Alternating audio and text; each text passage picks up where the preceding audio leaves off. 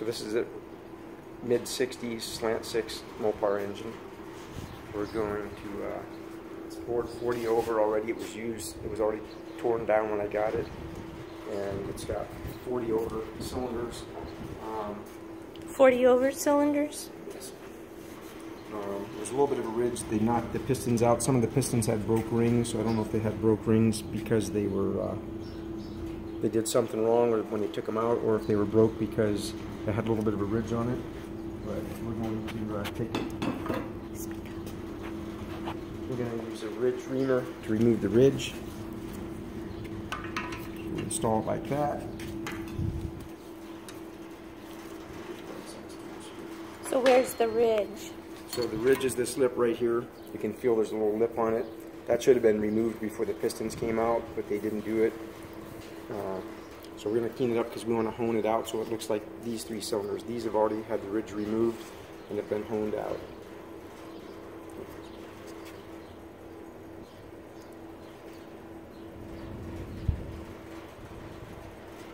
So we're going to put this ridge reamer in right here.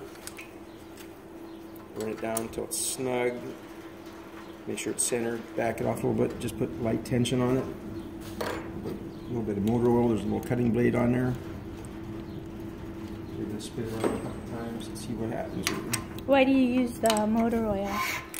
It's a cutting blade, so you don't want to wear the blade out. So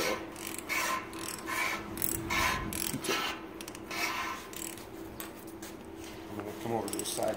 It's easier to hold that down straight and square. So as you can see, it takes just a little bit of a tip off at the beginning. And put a little bit more oil on it and snug it up. So we're going to go a little more tension. Put a little bit more oil by the cutter blade. A couple spots around the block.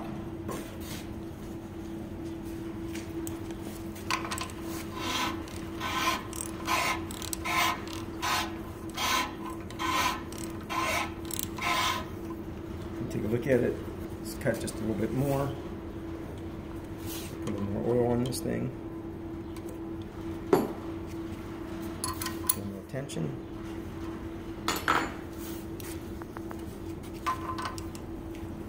And you're going to want to keep downforce, keep these 2 feet flat and level. This is the one with the cutter. So you want to keep that square with the bore as you're cutting that. About how long does it take per bore? It just depends how much ridge there is. You can spend 5 minutes or you can spend 15 minutes. If you want to do this slow, it's better to take off too little than too much. Some people call these bore ruiners because they put them in there and chop the bores up so bad you can't even hardly bore them when you're done with them. Alright, let's put a little more tension on there. So in this case, less is best.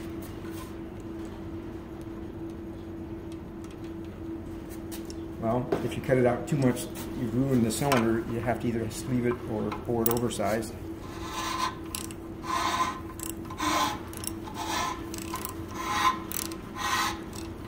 Like I say, and why do you do this? Because you want a nice, clean, smooth bore all the way up. If you don't have a clean, smooth, and you have these little lips, and you put a new set of rings in there, the rings could get caught on this lip here and snap your rings. The rings that originally were in there wore down to that shape. It's not a problem. Once you put new rings in there, they're square at the top. There's a good chance you could break a ring.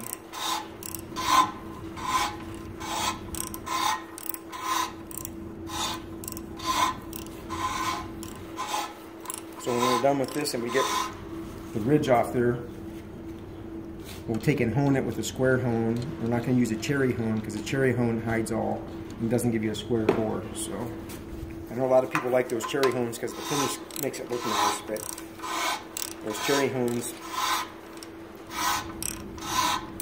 like I say, if you had a cherry hone under there, it would clean this lip up and you wouldn't even know it was there.